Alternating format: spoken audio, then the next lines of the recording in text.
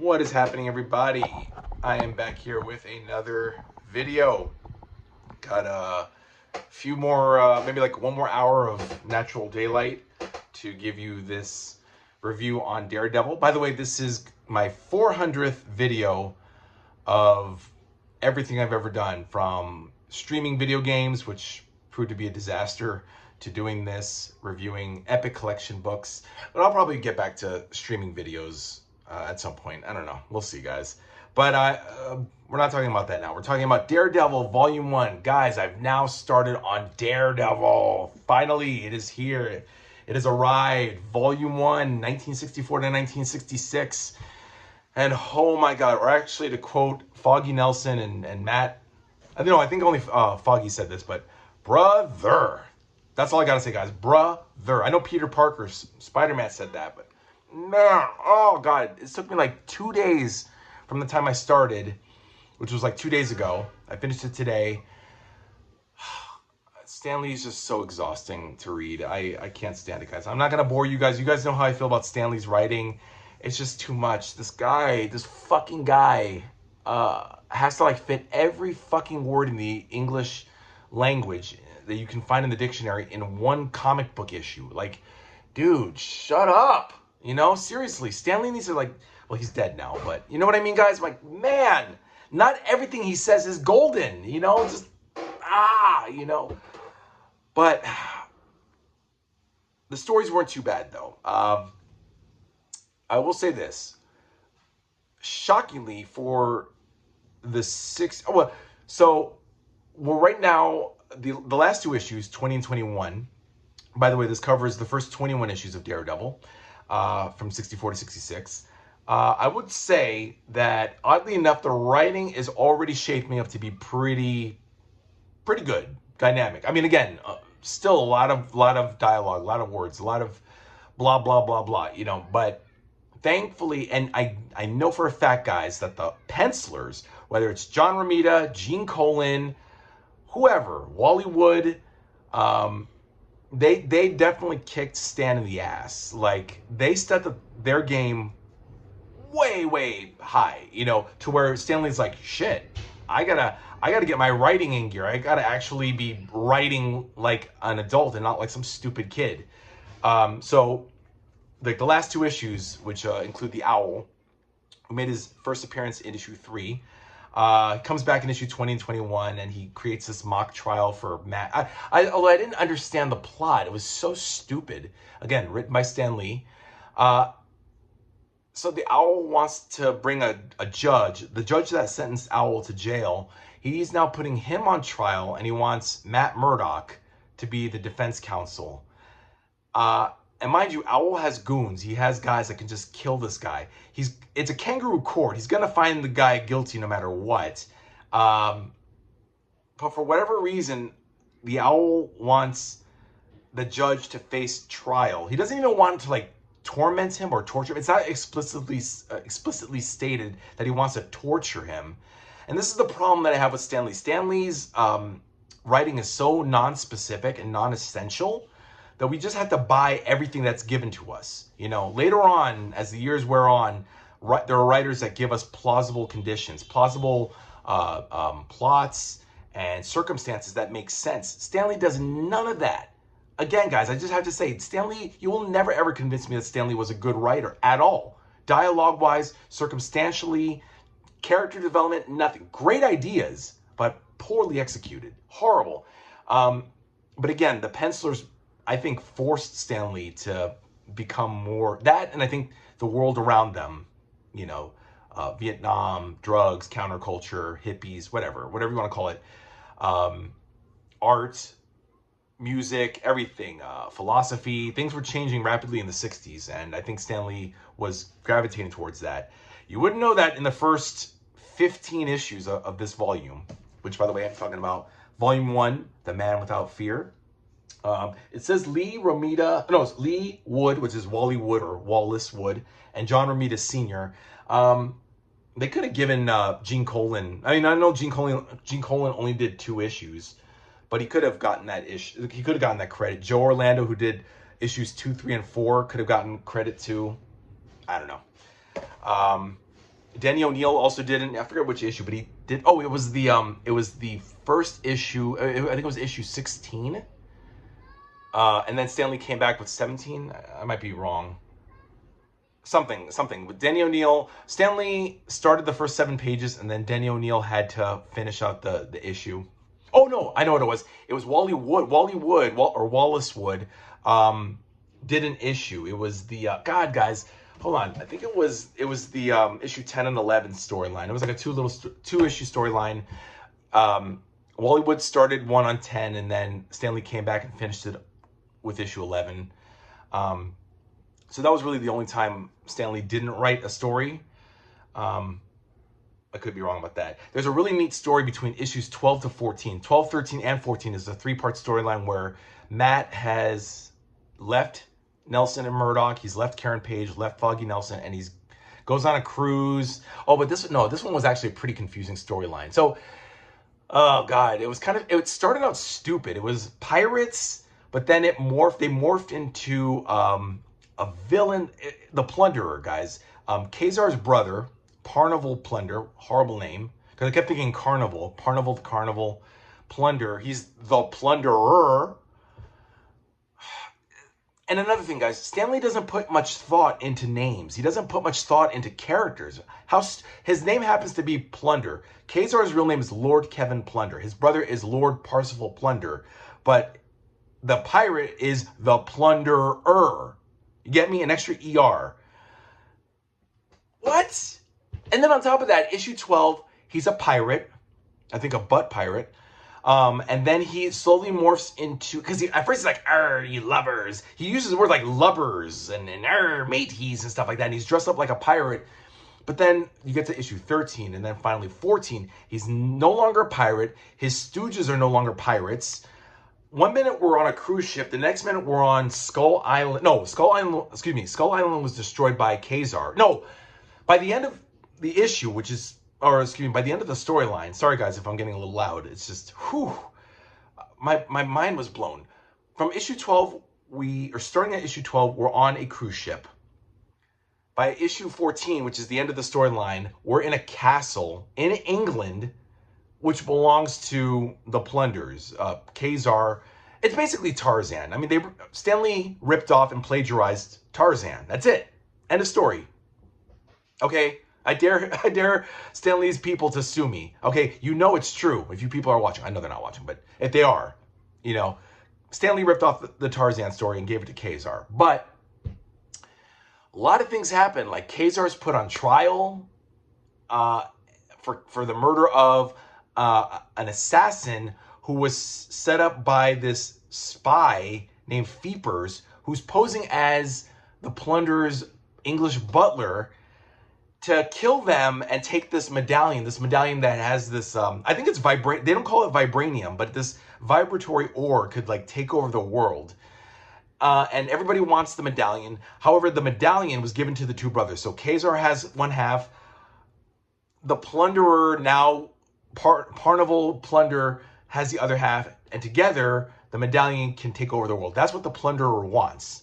And he wants to find his brother, not out of a familial bond, because he's his brother. He just wants the fucking medallion.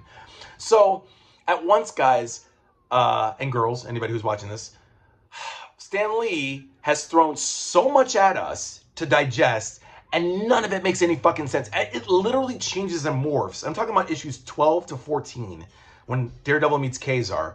It morphs out of sorts. It's just everywhere. And I wish I could call it an epic, but it's very jumbled. It's very out of control. None of it makes sense. Kazar goes on trial, but it's basically, again, like I said, Tarzan, because nobody says, "Oh my God, this is, me, Tarzan, you, Jane, me, go back to Savage Land." No, he's on trial, but then, that's what I forgot to mention. Somehow, in all this, while Matt, Daredevil, is trying to save the world and stop the Plunderer from plundering the world, that was a intentional pun. What's that? Oh, okay, never mind. I'm getting messages. I should turn those off. He manages to put in a cablegram to Karen and Foggy to come to England and defend Kazar for whatever fucking reason. I mean, it really doesn't fit anything. First of all, Kazar should be imprisoned in the castle, not standing on trial. The circumstances are so bizarre, so fucking weird. I don't understand. I think Stanley was smoking marijuana by this time. This was like 1966, like the start of 66, January to March. That was the storyline.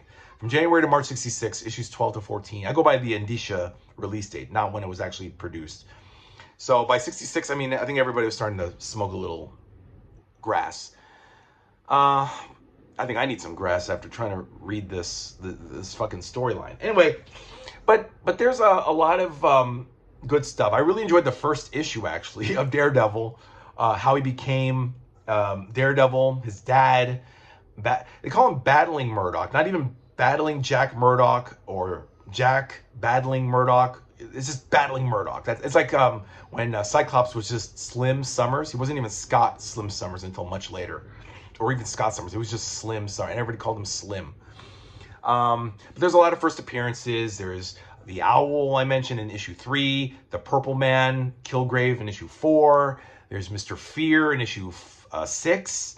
Ox, interestingly enough, Ox from the Enforcers, who first appeared in Spider-Man, makes 2 appearances in Daredevil. Issue 6 with Mr. Fear, the Fellowship of the Fear, which is lame. And then issue 15, he came back where he gets busted out of jail from this guy, Dr. Carl Strag. That was the first issue I read today. So yeah, so 2 days ago, I started with 1 through 7. Yesterday was 8 through 14. Today was 15 through 21. That's how I took all 21 issues, divided them by 3, and read 7 issues each, guys. That's how I read it, by the way. If you guys ever wonder, how do I get through these epics so quickly? That's how you do it. Divide the issues, divide the pages, and you'll be done before you know it. If you can fucking stomach Stanley's write-up. This should have taken me, normally, like I said, a day, or even the day of I start. But this took me 2 days, guys, because I can't stomach Stan Lee and the words, man. Okay, I'm getting repetitive. Let me see, issues, and there's a lot of soap opera too. Karen loves Matt, Foggy loves Karen. Karen cares for Foggy, but not the way she does for Matt. Matt knows that Karen loves Foggy. Matt knows Foggy loves Karen. So it's like a nice little love triangle there. So we got a little soap opera there, kind of little. I'm sure Stanley was watching, As the World Turns or Search for Tomorrow, whatever was popular back in those days, The Edge of Night. Or maybe his wife was watching them and she told Stan, or they were watching it together. But Stan, mixes a good amount of science fiction theater and mystery theater, 3000, whatever was the big thing back then. And yeah, a lot of those cheesy B-grade movies with the hoods and the, mobsters. Because there's a lot of that, a lot of the not Magia. They didn't name him Magia. Later on when the Master Marauder, I forgot to mention, Master Marauder makes his first appearance. Gladiator makes his first appearance. Matador makes his first appearance, which was garbage. A Matador, seriously? It's funny because the Master Marauder starts off with guys that look just like him, and then they get captured. Master Marauder comes back a couple issues later, and now he has these mob guys, these mobsters running the show for him. And he hooks up with Gladiator, but then he and Gladiator get into a fight. It's pretty cool, actually. Gladiator first appeared in issue 18. Foggy's trying to impress Karen by dressing up as Daredevil, but of course that bites him in his big fat ass because now the mob wants to get Foggy, and he can't fight for shit because he's so pathetic. Poor Foggy, He just wants to impress a girl, and she's not even into him. And of course, Matt has to save his ass, but he's also pissed off. He's like, you fucking asshole. This is what happens when you fucking try to pretend to be me. He's like, I gotta watch your ass, but I can't do it for 24 hours because I got my own shit to take care of. But it all works out, and Foggy's like, I'm never doing this again. Fuck it. I'm never dressing up like Daredevil. But then, Gladiator hooks up with Master Marauder. They fight it, and then they team up as partners because Master Marauder wanted to make Gladiator his slave. I also don't understand why everyone's so hung up with Master Slave. Owl, Purple Man, everybody was like, you will be my slave and I am your master, and how dare you question your master. It's like, shut the fuck up. Again, shut the fuck up, Stan Lee, because he's so hung up with master slave? Why not just boss and associate? Why not just people, you know, underlings? No, he's got to be master slave. I think he's got a little fetish there, Stanley. Anyway, oh, guys, my head's going to explode, guys. I want to make sure I didn't leave anything out. Ox comes back in issue 15, 16 and 17. Spider-Man makes an appearance. Again, that's the initial Master Marauder storyline where Daredevil fights Spider-Man, and then they, of course, realize they've been duped. And then they take out Master Marauder, but Master Marauder leaves for an issue. Issue 18 is first appearance of Gladiator, and then 19, Gladiator and Master Marauder hook up, and then 20 and 21 is the Return of the Owl. With Gene Colan, and that actually went by like fast. I was able to read those 2 issues within like an hour. And guys, I'm not kidding when I say it took me 1 hour to read a Stan Lee issue. Like I had to read like issues 1 to 4 within 4 hours because it was that long, you know. And I read out loud, so that's doubly hard. I got to learn how to read in my brain, but I just can't do it because I get so distracted. But if I did read in my mind, it would be a lot faster. But anyway, that's my problem. That's not your problem. Guys, I'm done. That was volume 1 of Daredevil. And we will be continuing on because I have the entire collection, guys, that have been released. Volume 2, Mike Murdock Must Die, 1966 to 1968. So we are plowing along the 60s. And we have Stan Lee, again, as a writer, and Gene Colan, Gentleman Gene Colan, in the art department, the pencils department, which I'm really happy for because I love, I mean, my God, the things that Gene Colan does with the panels, like he literally just makes panels like this. Like they're usually very linear, and he'll make them like this, and like this, and like that, and he'll fit like all these things in, these psychedelic images. And I love it. I love his work. And I'm pretty sure Stan Lee's like, fuck, I gotta step up my game. Just like Romita did with him in Amazing Spider-Man.